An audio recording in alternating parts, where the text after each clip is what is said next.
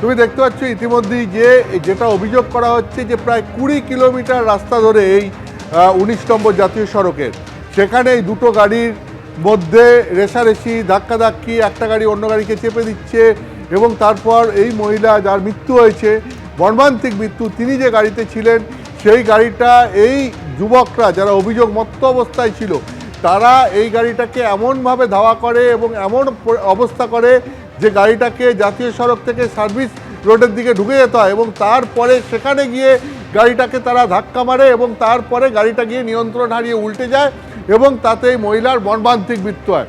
এখন প্রশ্ন উঠছে যে এই দীর্ঘ সময় ধরে দীর্ঘ রাস্তা ধরে এই ঘটনাটা চললো, কিন্তু এখানে পুলিশ কোথায় ছিল? এই যে জাতীয় সড়কগুলোতে যেখানে এত মানুষ যাতায়াত করেন, এত গাড়ি চলাচল করে, এর নিরাপত্তার দায়িত্ব তো পুলিশের। ফলে 20 কিলোমিটার ধরে যদি দুটো গাড়ির মধ্যে রেষারেষি ধাক্কাধাক্কি চলতে থাকে তাহলে সেটা কোনো পুলিশের নজরে পড়লো না, এই প্রশ্ন উঠছে। দ্বিতীয়ত যেটা অভিযোগ করা হচ্ছে, যে গাড়ির তরুণী মারা গেছেন সেই গাড়ির অন্য যাত্রীরা অভিযোগ করছেন যে অন্য গাড়িটাতে যেটাতে এই দুষ্কৃতীরা ছিল, যাতে অভিযোগ করা হচ্ছে যাদের গাড়ির ধাক্কায় এই গাড়িটা উল্টে গিয়ে এই তরুণীর মৃত্যু হয়, সেই দুষ্কৃতীদের গাড়িটার 5 জনের সিটের পাশে 5টা প্লাস্টিকের গ্লাস পাওয়া গেছে এবং এই তরুণীর গাড়ির যাত্রীরা অভিযোগ করছেন যে এরা প্রত্যেকে মত্ত অবস্থায় ছিল।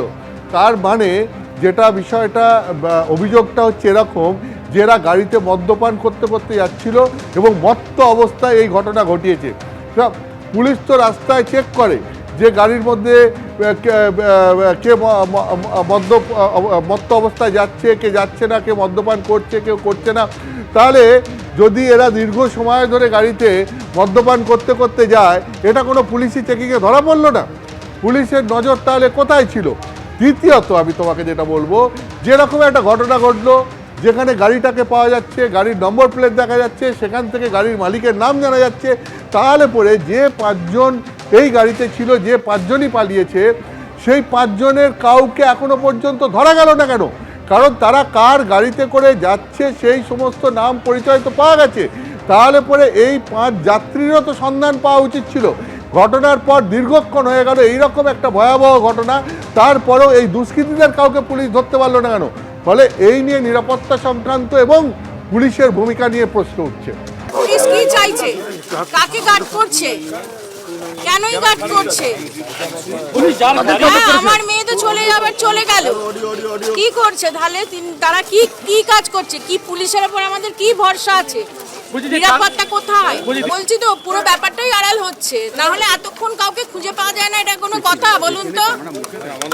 হ্যাঁ, এতক্ষণ পর্যন্ত কেন খুঁজে পায়নি? কাউকে কেন ধরতে পারেনি? কি জন্য প্রশাসন কি কাজে লাগছে? কি কাজে লাগছে প্রশাসন থেকে? লাভ কি আমাদের? আমাদের সেফটি সিকিউরিটি কোথায়? কিছু গোপন করার চেষ্টা করছে মনে হচ্ছে মানে আর কি বলবো, আর কিছু ভাষা নেই বলার।